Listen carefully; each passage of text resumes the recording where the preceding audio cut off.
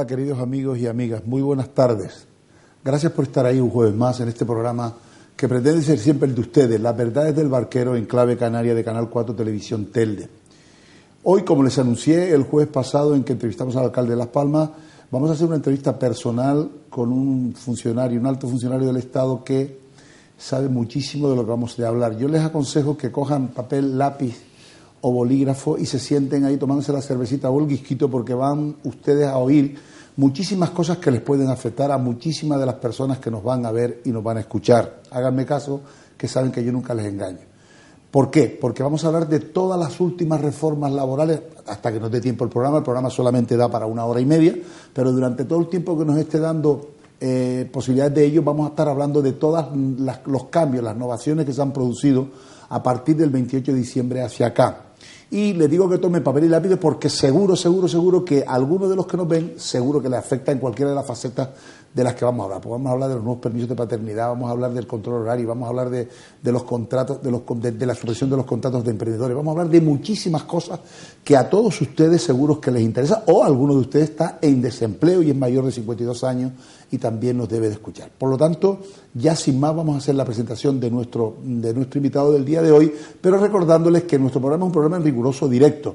Son las 7:05 de la tarde y este programa, como saben ustedes, se repite mañana a las 10 de la mañana y el sábado a las 12 del día. Pero también lo pueden ver en la red de redes de cualquier parte del mundo, en www.canal4televisiontv.telde.es. Ya sin más vamos a presentarle a nuestro invitado. Buenas tardes, don Juan de Dios. Hola, buenas tardes. Agradecerte que hayas estado por aquí, es la segunda vez que vienes al programa. Sí. Y como ahora hay mucha revolución normativa, pues qué mejor que tú para poder explicar aquí. Bueno, intentaremos. Venga. Muchas gracias. Don Juan de Dios Fernández Lupiáñez es licenciado en Derecho por la Universidad de Granada y es funcionario del Cuerpo Superior de Inspectores de Trabajo y Seguridad Social desde el año 1982.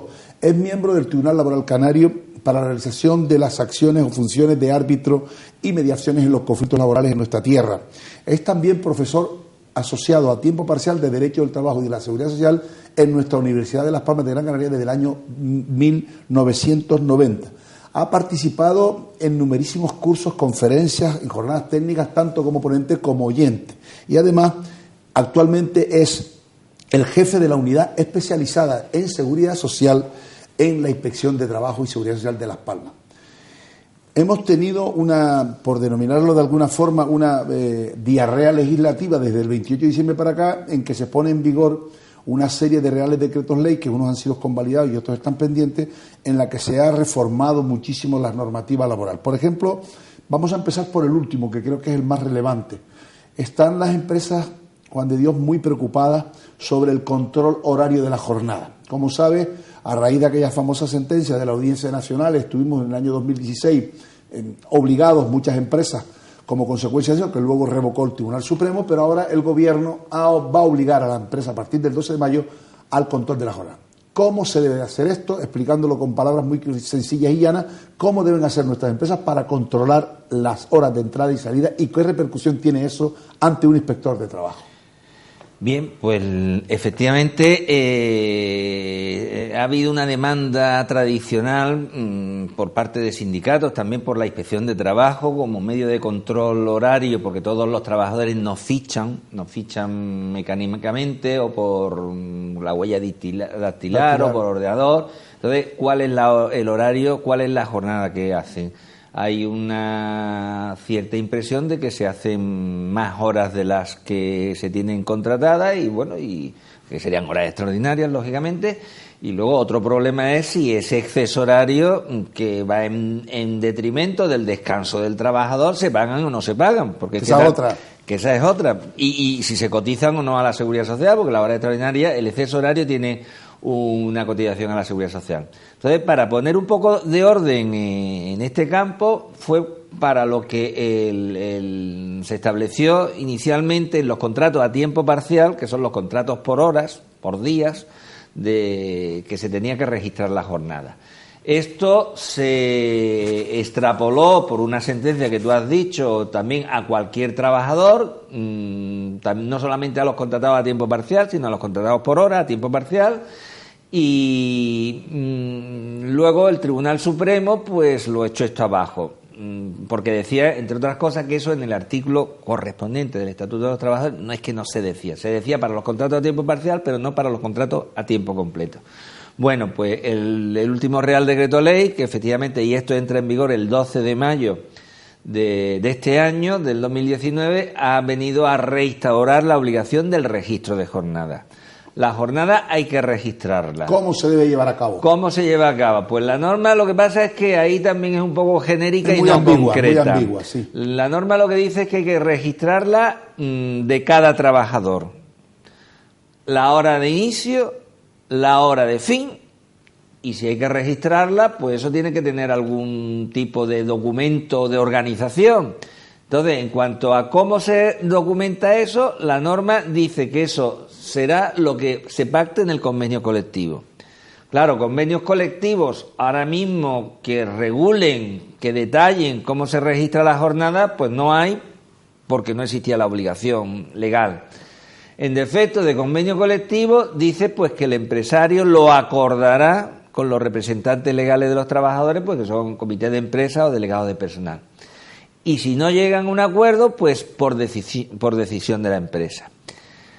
¿Y donde no hay comité de empresa ni delegado de personal? Entonces lo decide la empresa. Pero tiene que haber un sistema de control, de registro documentado. Que sea controlable, para entendernos, por la Inspección de Trabajo durante los 4 años siguientes. Bueno, no solamente por la Inspección de Trabajo, porque a ese registro horario también van a tener acceso los trabajadores y los representantes legales de los trabajadores. Correcto. Una cosa es que si no hay acuerdo en cuanto al formato, si es por ficha, si es por... Ahora hay unas empresas que están anunciando los GPS por el móvil, porque claro, es que ¿es bueno dejar todo libre o es mejor concretar con detalle? Pero es que claro, hay muchos trabajadores que por ejemplo, ayer, sin ir más lejos, una empresa me dice, tenemos un asesor, me dice, tenemos a una trabajadora que trabaja 5 horas en la empresa y 3 horas trabaja en la casa, hace como teletrabajo. El trabajo cuando está en la casa, ¿cómo lo registra? Y yo le digo, mire, la norma dice que el empresario tiene que registrar, que el sistema tiene que hacerse así, convenio, acuerdo o decisión de la empresa, pero no dice si el modelo, ni dice la planilla, si es manual, cómo tiene que ser. Pero tiene que registrar. Digo, pues mire, hay empresas que están publicitando un GPS, puede tener un correo electrónico y mandar un correo electrónico cada día a la hora que empiece, si es a las 9:05 de la mañana y termina a las 12, pues manda un correo diciendo que ha terminado su jornada, es decir, pero tiene que haber un sistema de control.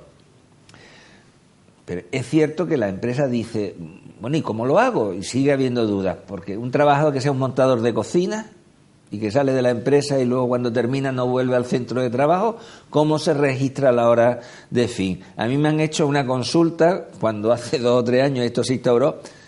Y los aparceros, oiga, ¿cómo lo vamos a hacer? ¿Cómo registran los aparceros que van ahí en vecindario al invernadero, van a registrar? Y yo les digo, mire, la norma dice que dice lo que dice la empresa tiene que controlarlo. Lo que dice la Dirección General de Trabajo, porque dice que hay libertad en cuanto al modelo, si es mecánico, si es manual, si es la huella dactilar, que puede ser el GPS, puede ser que el registro debe estar en el centro de trabajo, salvo para aquellos trabajadores que son móviles, que debe estar en el centro de trabajo, hora de entrada, hora de fin, y que sea un sistema que se garantice la fiabilidad, que no es inventado, y la invariabilidad, que no se pueda modificar de un día a otro, de un mes a otro. Porque, por ejemplo, nosotros en la Inspección de Trabajo, algunas veces cuando vamos a una empresa y pedimos el registro de jornada, que era obligatorio para los contratos a tiempo parcial, pues si no lo llevan, pues decimos, bueno, pues mire, pues dentro de una semana, cuando vaya usted a la Inspección de Trabajo y trae los contratos, los seguros sociales, tráigame el registro de jornada.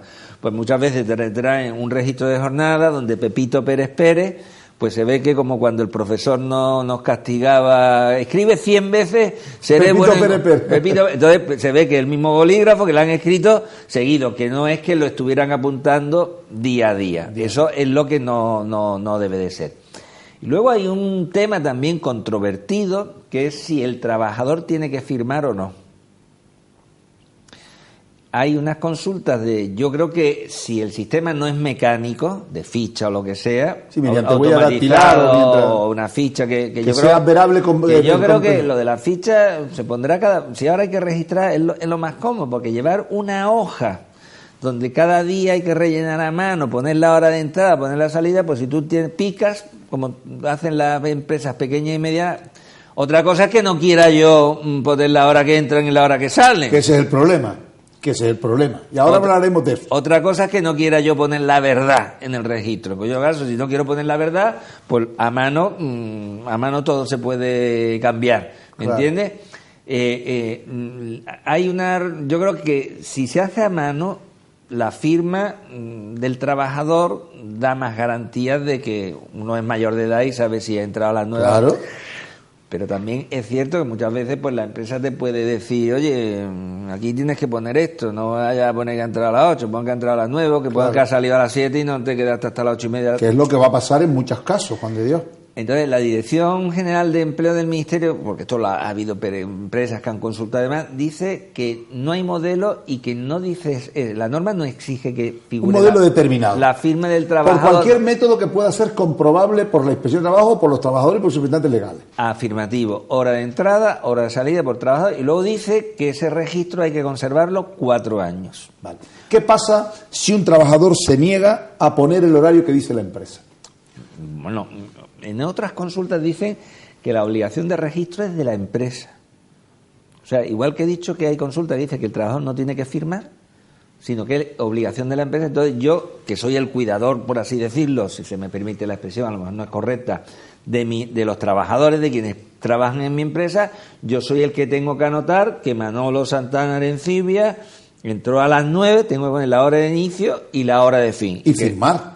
Porque si lo pone el empresario y no firma el trabajador, eso puede hacerlo cuando... No, estoy repitiendo y aclarando que en algunas consultas de la Dirección General de Empleo, empresas que han preguntado, sí, viene que la firma del trabajador no es preceptiva. Eso a mí me genera una inseguridad jurídica terrible, porque luego el trabajador puede decir A o la empresa B. Por lo tanto, yo aconsejo que se firme, porque al menos lo que pasa, le podrá decir luego que no es correcta el horario, que hizo más horas, pero está firmada por él. Sí, lo que pasa es que nosotros podemos obligar a las empresas y a los trabajadores a lo que la norma diga. Entonces, algunas veces la norma es que es demasiado amplia. Ya. Esto es una de las cosas que lo han criticado. Hay 2 sindicatos de la Inspección de Trabajo, igual que en la judicatura, pues hay sindicatos de profesionales y uno y otro han criticado eso, que debería haber un modelo, que eso, igual que hay un registro ahora, que me imagino que hablaremos de los salarios, pues que este registro de jornada debería de inscribirse en un registro público, porque la empresa tiene que guardar los registros 4 años, y sí, que me lo mete en una carpeta, en un archivador, y lo deja ahí en la estantería o en el cajón, o como eso luego no se cambia, no se puede alterar y demás, se pierde, me lo han robado, o sea que pues si tú te lo llevas a un registro público, pues ahí hay más garantías. ¿Y qué pasa en el caso de que un trabajador se niegue y el empresario lo despida? Pues si el trabajador se niega a... Vamos, es que, insisto, a menos que el sistema que haya pactado la empresa con los representantes de los trabajadores, o sea, que el trabajador firme, si no, no es obligatorio, pero si es obligatorio porque así se ha pactado y el trabajador no firma, pues el trabajador estaría incumpliendo sus obligaciones laborales y la empresa lo podría sancionar. Cuando un trabajador, nosotros somos trabajadores también, no cumplimos nuestras obligaciones laborales, que tenemos derecho, pero también tenemos obligaciones, pues hay un derecho disciplinario que va desde la amonestación verbal, la amonestación por escrito, suspensión de empleo y sueldo, hasta el despido. Que esto tiene una doble cara, porque por una parte va a permitir no solo a la inspección, sino a los sindicatos y a los trabajadores controlar el horario que hacen y demostrar incluso las horas extras, que o son pagadas o son compensadas por días por descanso, pero también tiene una cosa, que todo aquel que llegue tarde se puede ver en la calle. Que hay mucho trabajador que llega siempre 5 o 10 minutos más tarde, como hay confianza, o sea que también un poco los trabajadores tienen que, los que lo hagan, claro. Bueno, está, no pues todos. si no cumplen su jornada, pues el empresario podrá sancionarlo, o bien podrá descontarle el sueldo, si yo te pago 1.000 euros por 40 horas y luego haciendo el recuento, lechuga, todos los meses me está faltando 2 o 3 horas y pues te pago en vez de 1.000 te podré a lo mejor pagar 950. O sea que eso... has dicho una cosa y perdona que te interrumpa, porque claro, cuando hay un exceso horario, pues son horas extraordinarias. Y las horas extraordinarias, dice el Estatuto de los Trabajadores, o que se pagan en metálico, o se compensan dinero, con días libres. O se compensan por días libres. Y dice más incluso de que si no está definido si se pagan en metálico o en tiempo de descanso, se presume que el trabajador la ha cobrado en descanso en los 4 meses siguientes. En una de las consultas se dice que si está acordado que se pagan en descanso, también hay que registrar las horas extraordinarias. Que hay que registrarlas igualmente. Porque el registro de horas extraordinarias no tiene nada que ver con el registro horario, son cosas diferentes. El registro de horas extraordinarias hay que seguirlas llevando en aquellas empresas de contrato a tiempo parcial o de trabajadores que hagan o realicen horas extras. Es así. Registro de horas extras, estamos hablando ahora. Hay ahora, por así decirlo, yo no quiero confundir mucho a los espectadores, pero voy a intentar ser simple. Ahora mismo, porque la normativa no es clara, no es única, hay varios sistemas de registro. Me explico. Trabajadores que trabajan a tiempo completo 40 horas y que no hacen horas extras. Primer supuesto, que es habitual. La mayoría de la gente en este país trabaja 40 horas y no hace horas extras, en principio. Pues hay que registrar la jornada cada día. Ese registro es por trabajador, hora de inicio, hora de fin. Hay que guardarlo 4 años y ese registro no hay que entregarlo a los trabajadores ni a los representantes legales de los trabajadores, salvo que me lo pidan. Y si el comité de empresa le pide al empresario el registro de la jornada del mes de marzo, pues la empresa se lo da. Segundo supuesto, trabajadores que están contratados a tiempo completo, igual 40 horas, pero que hacen horas extras. Hay que registrar la jornada, hora de inicio, hora de fin, en el centro de trabajo, pero ahí sí que existe la obligación, porque lo dice el artículo 35 del Estatuto de los Trabajadores y un decreto de jornadas especiales de trabajo, ahí sí que a final de mes hay que entregarle el resumen de las horas extraordinarias realizadas al trabajador y a los representantes de los trabajadores. Que debe constar, Juan de Dios, en el registro de la gente, que es otro registro aparte. Vale. No, en el mismo registro. En el mismo registro, pero si yo en vez de 40 horas he hecho en una semana 45 horas, he hecho 5 horas extraordinarias, pues ahí sí que le tengo que dar información al trabajador y al comité de empresa de que Pepito Pérez Pérez en el mes de marzo ha hecho 5 horas extraordinarias. Luego hay trabajadores que trabajan a tiempo parcial, por horas. En los trabajos a tiempo parcial no hay horas extraordinarias, están prohibidas. Hay que registrar la jornada, día a día, hora de inicio, hora de fin, y ahí sí que se dice que hay obligación de entregarle al trabajador a final de mes un resumen de la jornada que ha hecho a tiempo parcial junto con el recibo de salario. Entonces, o bien en la propia nominilla, en la propia nómina, pues le dice lo que gana. En las nóminas tiene que venir también lo que la empresa cotiza por el trabajador a la Seguridad Social. La nómina al principio nada más que venía lo que ganaba, luego viene también la cotización y ahora dice que tiene que ponerle también las horas que ha hecho. Eso en los a tiempo parcial. En los a tiempo completo no hay obligación de que la empresa al final de mes le entregue al trabajador. En los a tiempo parcial sí. Y luego hay otro capítulo, una cuarta categoría de trabajadores, que son los trabajadores móviles. Entonces hay un decreto que regula, las empresas han dicho, oye, mire, y los conductores y demás que tienen que ir con el tacógrafo vale para cumplir la obligación de registro de jornada. Entonces, en el caso de que se utilice tacógrafo, la normativa de transporte dice que el tacógrafo hay que guardarlo 3 años, cuando el estatuto habla del registro de jornada 4, por tanto es distinto. Y luego el tacógrafo no solamente registra tiempo de trabajo, también tiempos de descanso, tiempos de presencia de los conductores.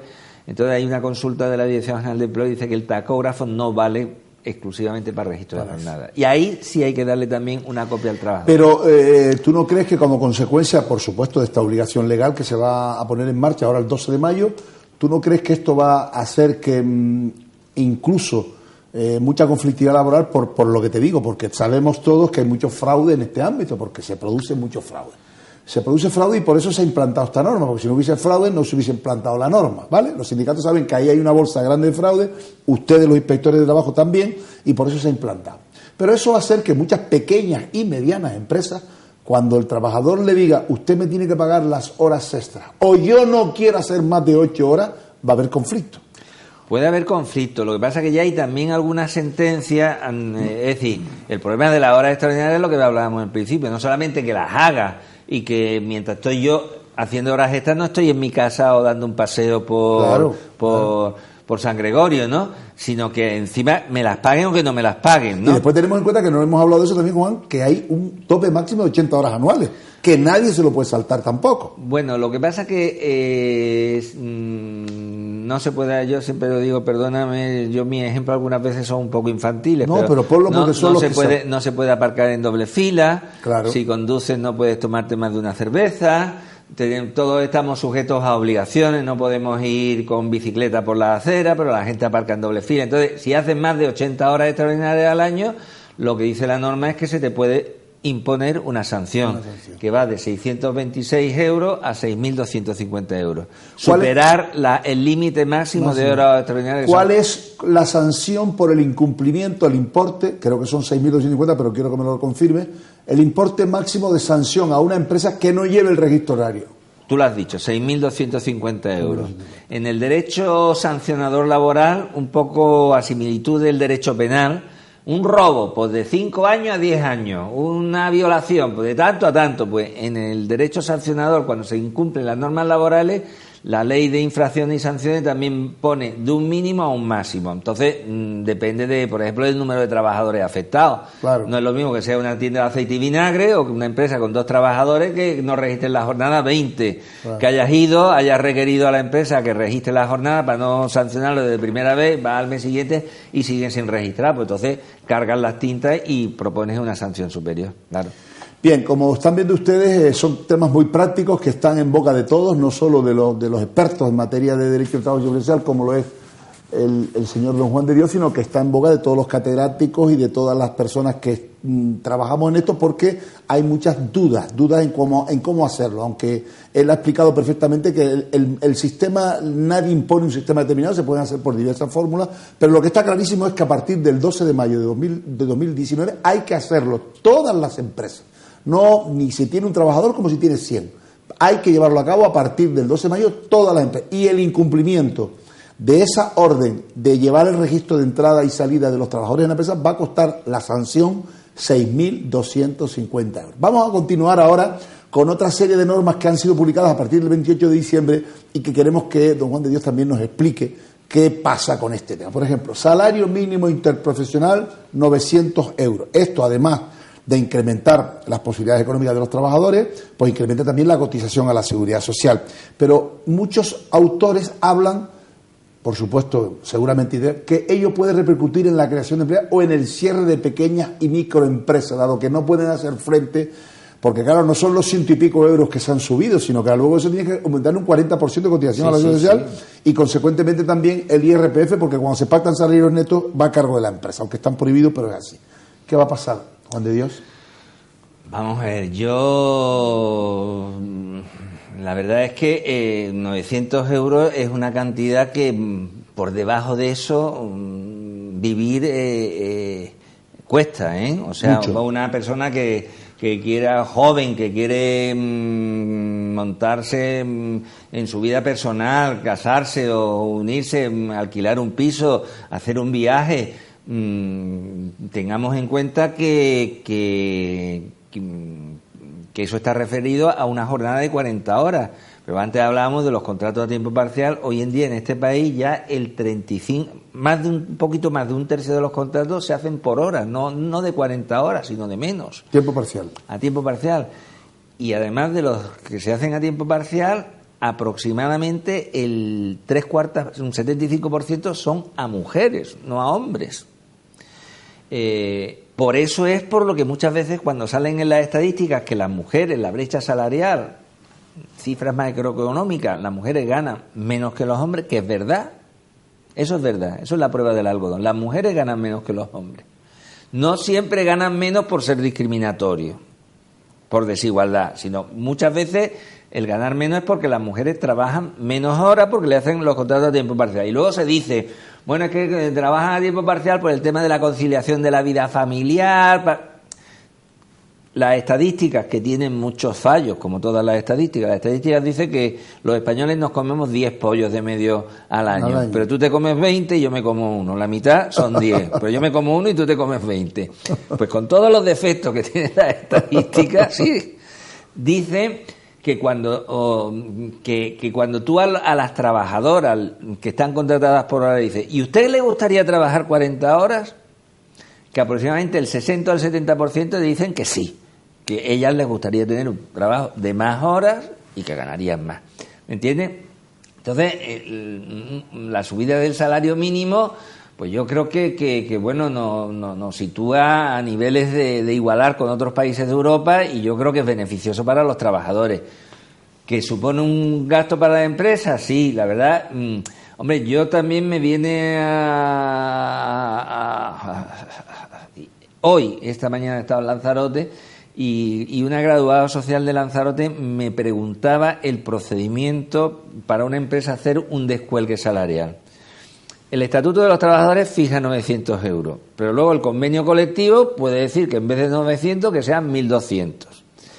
Y luego en un contrato de trabajo, yo con un trabajador, si soy el empresario, le puedo decir que gane 2.000 euros. Por tanto, el mínimo de los mínimos es los 900, luego está el convenio colectivo y luego está el contrato de trabajo. Y algunas empresas pues dicen que lo que fija el convenio colectivo que no lo pueden pagar. Por ejemplo, el convenio de hostelería. En la época de la crisis, de los recortes y demás, pues algunas empresas decían, bueno, es que... Pero es que es un poco verdad, Juan de Dios, porque un bar de cualquier de nuestros pueblos recónditos de nuestra isla, tú lo sabes. No es un hotel de 5 estrellas del sur. No, porque tú lo sabes, porque igual que yo, que has ido por ahí los domingos a echarte 4 canchos con él, y no dan para pagar 1.200 y pico, 1.300 euros de un trabajador. Es así. Hay complejos de apartamentos del sur, pues bueno, que no son hoteles de 3, 4, 5 estrellas, sino que vienen turistas, que vienen más, vienen menos, pues las camareras de piso tienen que ganar lo mismo que la que gana. Igual que lo del barito que tú dices. Entonces, hay empresas que lo que no está permitido, y eso conviene recordarlo a los televidentes, es que una empresa de golpe y porrazo, pues de pronto decida de que si el convenio dice que son 1.200, decir, pues yo les puedo pagar a usted 1.000 euros y les pago 1.000 euros y cotizo 1.000 euros. La empresa se puede descolgar, pero eso tiene pérdida, claro. Si tiene pérdida, eso es un procedimiento, hay que negociarlo, una comisión, se documenta, es por un tiempo determinado, es decir, lo que no se puede hacer es a las bravas, ¿no? Entonces, ciertamente, pues la subida del salario mínimo, pues también se ha hablado en el tema de las empleadas y empleados de hogar, sí, que también la subida y las cotizaciones han subido. Parece ser que este mes de enero, febrero, me parece que había bajado el número de trabajadores dados de alta en empleados de hogar, pues claro, muchas veces la cuerda se rompe por el sitio más... Claro, porque ahora hay mucha gente que necesita una persona en casa porque tiene niños pequeños, pero no puede pagar 900 euros. Claro. Es la pequeña que se muerde la cola. Tiene su parte positiva, pero puede tener su... Vamos a otro tema para ir... Llevamos 2 o 3 preguntas y estamos ya en media hora. Se eliminó el contrato de emprendedores porque ya el paro, la media de paro ha subido del 15%, se ha eliminado esa forma, pero... se ha regulado otro gran fraude, otra gran bolsa de fraude que existe en nuestro país. La cotización a la seguridad social de los becarios. Bueno, vamos a ver. El tema de los becarios, de las prácticas en empresas, es un tema complicado, espinoso. Es un poco también la pescadilla que se muerde la cola, es un círculo vicioso. No me contratan porque no tengo experiencia y no tengo experiencia porque no practico en ningún sitio. Hoy en día en los planes de estudios hay muchos tipos de becas, porque hace prácticas en la empresa el que está estudiando en la universidad, y prácticas curriculares, extracurriculares, los chicos que están estudiando FP, de cocina, de administrativo, de peluquería, hacen prácticas también en empresas. Hay muchas prácticas en empresas. Entonces, yo siempre digo que y la jurisprudencia, ¿qué es lo que dice? Yo creo que la mayor parte de las veces el que hace unas prácticas en la empresa, algo aprovecha también a la empresa. siguiendo con estos ejemplos un poco burdos, pero para que la gente me entienda, si yo hago prácticas de cocinero, pues yo he estudiado en el instituto, en la FP, cómo se hace una tortilla de papa. ¿Cómo se hace una tortilla de papa? Aceite, las papas fritas, ¿no? Huevo, luego hay que darle la vuelta. Y te has olvidado la cebollita. Y la cebollita. O el perejil. También. Entonces, el becario, el alumno en práctica, hace la tortilla de papas. Una vez que está hecha, como la ha hecho el becario o el alumno, la tiramos al cubo de la basura o la ponemos ya en la barra del bar. Muy claro. Yo hago prácticas de camarera de piso. Entonces me enseñan y estoy aprendiendo cómo se hace una habitación. Hombre, puede ser una habitación de laboratorio que está como un piso piloto o puede ser una habitación de verdad. Entonces, una vez que ya he hecho la cama y la he hecho tersa, la desbarato porque como soy una... Bien, pero eso son posibilidades. Pero entonces hay entonces el legislador lo que ha hecho es decir, bueno, lo asimila, es la expresión, como si fueran trabajadores, sin ser trabajadores, y se tiene que cotizar a la Seguridad Social, lo cual es bueno. Pero va a matar la plata, porque nadie va a admitir trabajadores para enseñarlo y tener que pagar por ellos. Lo cual es bueno porque por lo menos en su vida laboral, que la cosa no está para perder un día de vida laboral, en mi vida laboral, de días en alta en Seguridad Social, acumula. Vamos a ver, ¿cuánto pagan? La norma dice que cotizan como los contratos de aprendizaje, pero sin fogasas, sin formación profesional y sin desempleo, unos 51 euros. Pero en cualquier caso, esto ya en la norma, cuando se estableció, se dispuso que hay que esperar a que el Gobierno, en el plazo de 3 meses, desarrolle esto, dicte un decreto concretando. Se arma un revuelo impresionante. Las universidades han puesto el grito en el cielo, se han reunido con la ministra de Educación, Isabel Celaá, ella ya hizo unas declaraciones, total, que el decreto entró en vigor el 1 de enero, estamos hoy a 4 de abril, antes del 31 de marzo tenía que haber salido el decreto y no ha salido, con lo cual, como siempre, eso en definitiva todavía no es obligatorio. Vale. Pasamos a otro tema. Incremento importante para aquellas empresas que contraten contratos, valga la redundancia, de muy corta duración. Sí. ¿Qué porcentaje hay que pagar de más? Vamos a ver. En este país, todas las empresas de este país cotizan aquí y en Bilbao y en Barcelona y en Guadalajara lo mismo por pensiones, cotizan lo mismo por desempleo, por el Fondo de Garantía Salarial, por formación profesional. Únicamente hay variaciones por accidentes de trabajo, porque no es lo mismo trabajar en la construcción que trabajar de jardinero o en un plato de televisión. Entonces ahí sí que cuando mayor es el riesgo de accidentarse se paga más seguridad social. Pero luego no había un incremento de la cotización por si el trabajador era indefinido o era temporal. Entonces, para penalizar los contratos de muy corta duración... De 5, 6 días, 8 días, pues 3 días, 2 días... Si el trabajador trabaja 5 o menos días de 5, la cotización por pensiones, por contingencias comunes, tiene un incremento de un 40%. Un 40% más, o sea, que tiene que pagar la empresa y el trabajador, claro. Sí, en la parte alícuota. La cotización siempre, alícuota no significa el 50%. No. La cuota patronal es más alta que la cuota obrera, pero entonces ese 40% de incremento en los contratos de 5 o menos de 5 días, pues pues se va entre los dos, un incremento de un 40%. Antes de eso entró en vigor el 1 de enero, eso se ha penalizado un poco, hasta el 31 de diciembre del año pasado era un 36% más, y en los contratos de 7 o más días. Ahora se ha bajado de 7 a 5 y se ha subido el porcentaje del 36 a un 40%. Por ejemplo, es verdad, según tengo noticias, que la Inspección de Trabajo hizo una campaña ahora en el carnaval, con los chiringuitos y todo eso, que no daban de alta a los trabajadores, o yo eso lo vi... Nosotros... Por ejemplo, que ahí se da mucho fraude, porque trabajan 2, 3 días, 4 días, los viernes, durante el carnaval. ¿Es verdad que la Inspección de Trabajo hizo una campaña? Nosotros nosotros actuamos en la Inspección de Trabajo por reclamaciones, por denuncias, que hay trabajadores o sindicatos o cualquier ciudadano, porque tú puedes poner una denuncia de la anónima, además. Anónima, Anónima, si tú la presentas por el registro del organismo, tienes que poner tu nombre y apellido, tu dirección.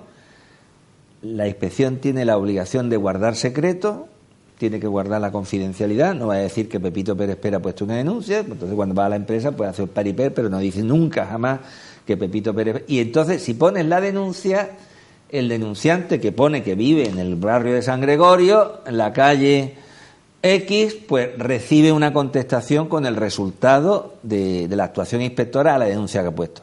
Luego hay un buzón contra el fraude, que es anónimo completamente, que si entran en la página web de la Inspección de Trabajo y Seguridad Social, hay un buzón contra el fraude, que ese sí que es completamente anónimo, y tú ahí puedes denunciar lo que quieras. ¿Cuál es la diferencia entre la denuncia con nombre y apellido y la denuncia anónima a través del fraude? Que en el primer caso se le da trámite y se recibe una contestación, en tanto en cuanto en las denuncias anónimas, esas las lee el jefe de la Inspección Provincial de Trabajo y él valora de si le da curso para que se haga una inspección o no. Y si al final le da curso para que se haga una inspección, como no se sabe quién ha denunciado, no se puede mandar ningún informe. Pero se hace la inspección. Pero se hace la inspección. Bien, pasamos a otro tema. Aumento considerable, sobre todo las bases máximas de cotización a partir del 1 de enero, sobre todo las bases máximas y las bases mínimas. Ha habido un aumento al grupo de cotización 1, ¿no? Sí, vamos a ver. Antes de, si me permites, recordar, porque yo creo que esto ya se sabe, es recordar, al hilo de estos trabajos de un día, 2 días, solamente recordar que hay obligación de alta en Seguridad Social, aunque se trabaje 3 horas, es decir, y que el alta en Seguridad Social es antes de empezar a trabajar. Si yo voy, siguiendo tu símil, son las 19:40, voy a empezar a trabajar a las 20 horas, dentro de 20 minutos, en una empresa, en un bar en el turno de noche, y es mi primer día de trabajo, la empresa me tiene que dar de alta antes de las 8 de la noche, si trabajo 3 horas o si trabajo 3 días. Y cotizo por 3 días. Ojo, y también lo quiero recordar, que en este país la mayoría de la gente trabaja asalariada por cuenta ajena, pero hay gente que también trabaja por cuenta propia, los autónomos, y hay gente que puede hacer un trabajo autónomo por cuenta propia de días. Por ejemplo, señaladamente lo que tú estás diciendo de los chiringuitos, los chiringates, ¿no? Sí. Del carnaval, me parece que este fin de semana es aquí la gala drag en Telde. Ayer lo he visto hoy en el periódico, como iba en el avión, he visto el periódico, entonces me parece que esta noche o mañana es la gala drag aquí en Telde. Y puede haber quien monte un kiosco por su cuenta y lo monte para la fiesta. Si alguien trabaja por cuenta propia 4 días, se tiene que dar de alta en autónomo 4 días. Hasta el año pasado los autónomos se daban de alta y cotizaban por meses, un mínimo de un mes. Pero ya desde el año pasado se estableció de que si a alguien le sale un trabajo por cuenta propia de 3 días o de 18 días, se tiene que dar de alta por cuenta propia. ¿Pero independientemente de lo que perciba como retribución o tiene que ser superior al salario mínimo? No, independientemente de lo que perciba. El alta de Seguridad Social es por trabajar. Entonces, pues, si trabaja, por ejemplo, ahora en el carnaval ¿Y trabajando a tiempo parcial también? No hay autónomos a tiempo parcial. Por eso, pero si hay autónomos a tiempo parcial, personas que trabajan como autónomos 3 horas al día. Pero los autónomos cotizan... Ya, pero que prefiero que si lo hay la figura. Sí, pero vamos, en el tema de... hay una diferencia entre los asalariados y los autónomos. Los asalariados, la empresa tiene que cotizar por lo que gana el trabajador. Si tú le pagas 1.000 euros, cotiza por 1.000. Si le pagas 1.500, si le tienes a trabajar en un mes 20 días y le has pagado 500 euros, cotiza por 500 euros. Los autónomos no se saben lo que ganan. Entonces, en materia de seguridad social, la norma lo que dice es que hay una base mínima de 900 y pico euros, una base máxima de 4.070 euros y que el autónomo elige entre el mínimo y el máximo lo que quiera. La mayoría eligen el mínimo. Luego las pensiones que tienen son también muy bajas, los autónomos. Otra cosa es que los autónomos se hagan un plan de pensiones o hagan un ahorro, lo que sea, pero luego algunas veces se quejan de que las pensiones son muy escasas, pero es que el autónomo, si quiere cotizar por 2.500 euros, lo puede hacer. Claro. Siempre que no superen los 50 años, ¿no? Sí, bueno, a partir de 47 años ya hay algún tipo de límite, sí. Vale. O sea que, pero igual que a efectos fiscales, esto pasa a efectos de seguridad social, lo que he contado, elige su base de cotización, igual que a efectos fiscales, como la inspección de Hacienda es incapaz de saber en un bar cuánto gana el dueño, pues está la tributación por módulos. Por módulos, claro. Efectivamente. Bien, señores, hemos llegado, como han visto, se ha pasado el tiempo rápidamente porque la conversación es muy amena y la información muy rica y muy amplia. Estamos hablando con don Juan de Dios Fernández Lupiáñez, que es inspector de Trabajo y Seguridad Social de la Unidad Especializada de Seguridad Social en Las Palmas de Gran Canaria, profesor de la Universidad de Las Palmas de Gran Canaria a tiempo parcial y además profesor de Derecho del Trabajo. Y vamos a estar en la segunda parte mucho más interesante que la primera. Por eso les digo, como siempre, que no nos dejen. Vamos a estar 5 minutitos de publicidad y estamos con ustedes a las 8 menos 10 de la noche. Gracias y hasta ahora.